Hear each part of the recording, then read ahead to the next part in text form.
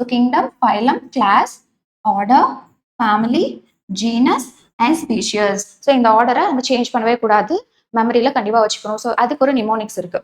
So keep the pot clean,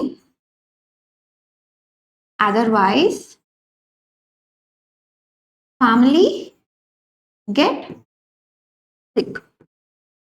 Okay, keep the pot clean, otherwise family gets sick. இந்த நிமோனிக்ஸை வச்சு நம்ம ஈஸியாக அந்த டாக்ஸானமிக்கல் கேட்டகரிஸை ஞாபகம் வச்சுக்கலாம். So K for kingdom, P for phylum, C for class, O for order, F for family, G for genus, S for species.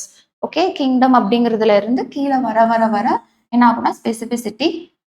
Okay, இங்கே பார்த்தோம் அப்படின்னா நிறைய ஆர்கானிசம்ஸ் இருக்கும், பட் குறைய குறைய குறைய அதோட காமன்லி ரிலேஷன் வந்து அதிகமாகும்.